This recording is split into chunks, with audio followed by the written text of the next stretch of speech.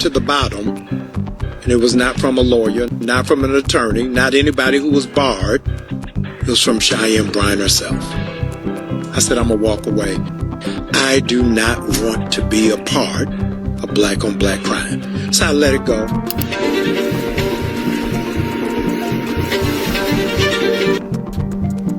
You know what? Just gonna go to hell. We're not doing this. We're not doing this, okay? Took me 12 seconds to find it on Amazon. $83. $83! You're not about to keep playing in my face. Produce the document. Show us footage. Give me the receipts. Or we don't want to hear this. What Monique say? If you're not going to put a name to it, keep it on the playground. This is childish, and you need to go to... Cheyenne Bryant has gone from threatening us with her fake PhD to hunting down anyone who so much as had anything negative to say about her, including her once good friend, Pastor Jamal Bryant. Mind you, he was one of the first to publicly insult her for scamming black folks. Since then, Cheyenne has been on a full witch hunt, sending fake professors to sway Pastor Jamal, then hitting him with lawyers, a cease and desist, and threats if he didn't take it back. Pastor Jamal has dismissed the threats, but his wife Karri isn't letting it go and is now going after Cheyenne for thinking that she could blackmail them. This has all got way out of hand. So let's break it down. I can't believe that people are asking to see everybody. When you go, Cheyenne Bryant rose to fame as a reliable internet therapist and got a lot of clout and money off that. She was brought on platforms like The Breakfast Club, Joe Budden, Cam Newton, and even Club Shay, which got her more publicity and trust. I mean, people believed that Cheyenne was so trustworthy that she became the president of a NAACP branch. Cheyenne had built a pretty solid fan base, and she thought that she'd won the loyalty of the black community. But girl, people turned on her fast when it got out that she had been fooling and lying to people. She was one of those therapists without a license.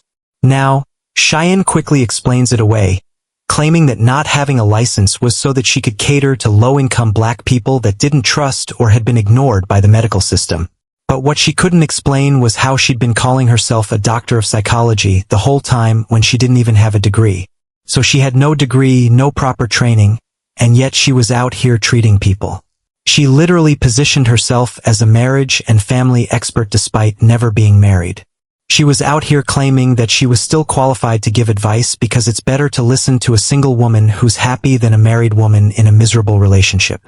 Been together 15 years, but miserable 13. I'd rather take advice from a single woman or man who's happy, thriving, successful, meaning in their joy, not just in their monetary value, than someone who is miserable in the marriage with a side dude and a side chick. And you want to give me the advice that you give yourself that you use in your failed marriage. I'll pass. I'll pass. I'll pass. And what happens is married people like to shun single folks. The Bible also says single people are happy people. Look that up. It says marriage takes discipline. Everyone knows that going to college is a big thing in the black community. And if you made it as far as getting a doctorate, best believe that it would be plastered everywhere for all to see. Cheyenne couldn't produce her thesis or her doctorate degree and was very angry that people weren't buying her story. I went to a school, Argosy University, completed an entire program. I went back online to get my official transcripts because I was applying to a law school many years ago to be a professor there, and I had to provide my transcripts to get hired. And I went to contact the school and said, "Hey, I need my official transcripts. I need my entire thing." And there was no school. I was like, okay, I'm confused. I Google it. It says the school has been shut down. I said, oh well, they got to have records. I mean, they were accredited when I attended the school. They were accredited when I finished the program. I go and look, there is a third party that has the records.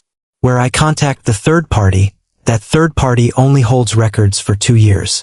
However, as much as professional therapists were actively calling her out on it, Cheyenne didn't get much pushback from the people or platforms that had made her popular in the first place. Folks on the Joe Budden podcast defended her. And of course, neither Cam Newton nor Shannon Sharpe had anything to say since they are also walking contradictions. So imagine Cheyenne's surprise when Pastor Jamal Bryant personally came online to denounce her like she was Judas and separate himself from the narrative she was selling. She appeared on his Let's Be Clear podcast, and Jamal literally called her his play cousin since they both share the same surname. Jamal co-signed her, and even then his audience was shaky about it because some of the things Cheyenne said didn't sit well and they couldn't understand why she was there.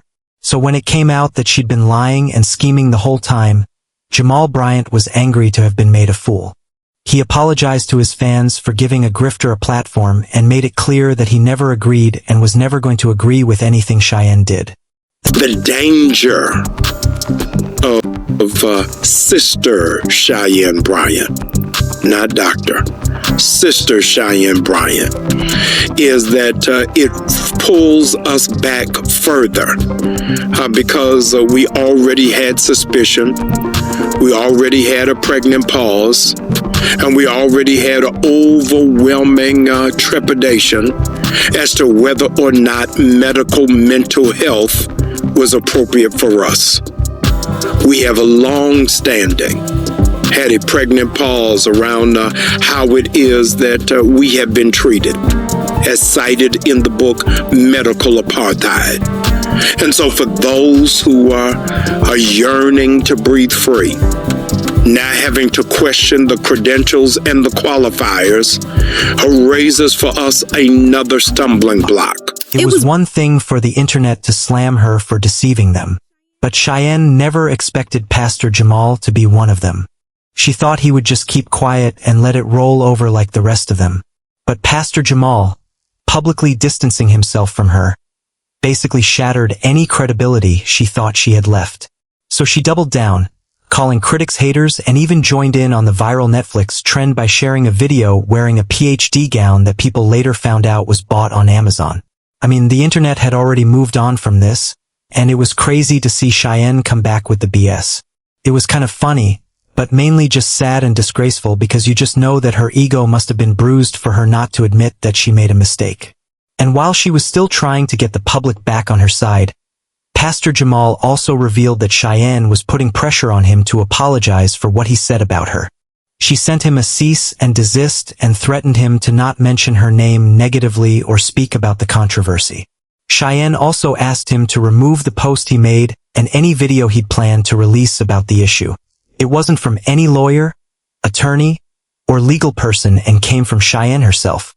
Pastor Jamal ignored this and went about his way, but Cheyenne just can't let it go. She managed to rope someone else called Jackal Pitts into her scheme and got him to send a message claiming to be the president of Indiana Southwest Christian University. He claimed that Cheyenne got a doctorate in theocratic psychology from them, but there was no transcript or anything to show that she really earned the degree like they claimed. And when Pastor Jamal dug into it deeper, it turns out that the university doesn't even exist and was just another make-believe that Cheyenne came up with. At this point, she has been so far into this lie that there is no going back and she just has to keep up with it by making more lies. Doesn't even have a college email. Jackwell Pitts is on Gmail. So if you want the transcript, email him directly and maybe he'll be able to give you answers I'm not able to provide. Y'all, let's shut the case on Dr. Cheyenne Bryant. The only robes I want to see people in are the 500 kids who are trying to go to Howard, an accredited school. God bless you. Pastor Jamal is also known to be a bit of a grifter, but even he knows when to let the drama die down and still build an audience, and it's been crazy to see Cheyenne completely crash out over it. So he gave her the best advice he could have given anyone and told her to take a break and move on. But Pastor Jamal really underestimated how unhinged Cheyenne had become over it. Word is that he's officially been served papers and will soon battle it in court as she has accused him of providing defamatory and misleading statements about her education, credentials, and personal affairs. Now, Pastor Jamal has said that he is going to shut it down and not speak on it again. But Karri Bryant never made any promise. She was the one who reportedly introduced Cheyenne to her husband and persuaded him to bring her on his podcast because she believed it would be a good moment for both of them.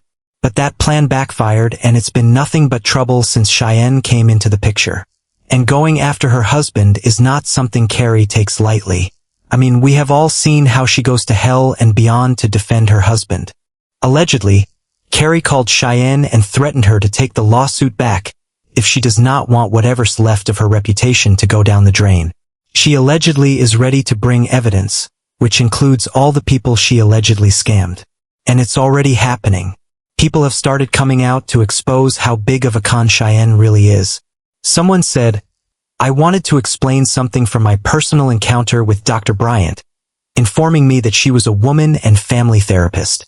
This was during the time my therapist wasn't available, and I wanted another black woman therapist. Plus, I enjoyed some of the advice she was giving. In our initial appointment, I was never asked intake questions about myself, which was confusing. I didn't sign any forms or anything. I felt like I was talking to a home girl who was giving advice. The conversation was about her multiple engagements to some men and how she sees herself rather than getting to really know me, which was why I didn't rebook.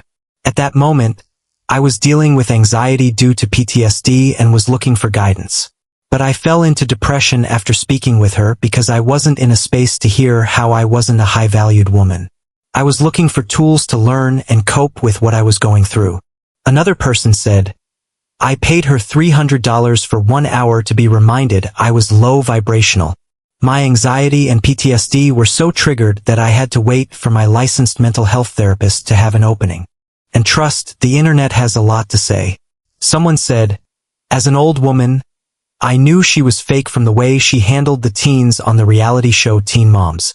I was a kid then, and I remember being confused about how biased she seemed and how emotionally invested she got in their drama. By the time she got on Basketball Wives and almost got into a fist fight, she just cemented those doubts. I'd sooner take advice from Dr. Pepper than her. Wait a minute. I just noticed for the first time she has a chain that says, Doc. Literally the clearest indicator that someone is not a doctor is if they have jewelry saying they're a doctor. Apparently, Dr. Cheyenne Bryant is more inclined to show the public her body than her dissertation and doctorate degree. Go figure. Thirst trapping as a means to deflect criticism and avoid accountability. Color me surprised. It's one thing for her to tell a lie until she believed it herself. But taking legal action against someone for simply asking for proof of credentials he was told existed is a step too far. And Cheyenne must be delusional to think that the lawsuit was enough to intimidate Pastor